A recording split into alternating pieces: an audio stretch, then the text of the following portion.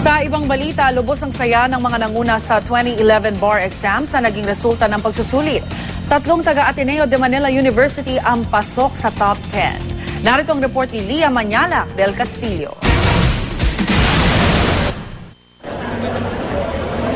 Habang inaabangan ng maraming nagpunta sa Korte Suprema ang resulta ng 2011 bar exams, lumabas si Chief Justice Renato Corona para magbigay ng maikling talumpati. Pagmamalaki ng punong mahistrado dahil daw sa mga reformang ipinatupad sa bar exams gaya ng pagdagdag ng multiple choice questions imbes na puro essay lang at paglipat ng exam sa Nobyembre mula Setyembre, tumaas ang passing rate noong nakaraang taon, 31.95%. Ikalawang pinakamataas mula noong taong 2002. Hindi naman kami nagkamali sa mga reforma naming inisip para dito sa bar exam.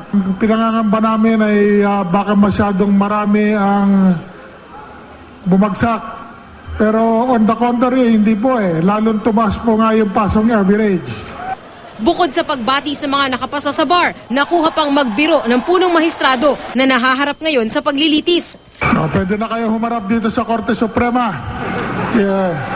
Kung gusto mag-volunteer, additional defense counsel, pwede na rin kayo. Sulit naman ang pagsadya pa sa Korte Suprema ng ilang nakapasa. Super happy! Iba talaga pag pinaghirapan. So, sobrang happy. Nawala na akong boses, I'm sorry. Iba yung feeling talaga.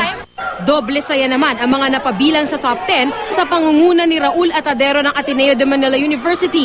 Bukod sa kanya, 2 pang taga-Ateneo de Manila University ang pasok sa top 10. Pasok din sa listahan ng mga top-notcher ang mga graduate ng Arellano University, Notre Dame University, UST, Silliman University, San Beda College at FEU DLSU. Kapansin-pansin naman na walang taga-UP na pasok sa top 10.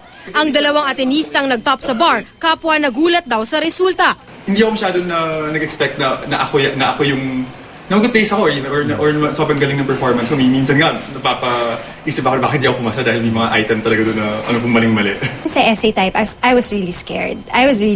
As in, I tell my friends na baka ma-marking ako, baka may ganito, ganyan, may mali ako, baka hindi nila ma-appreciate. Kasi essay, of course, it's subjective. So, paano if pangit yung handwriting ko? Lahat, pre-practice ko talaga yung handwriting. Para sa unang balita, Lia Manyalak del Castillo reporting.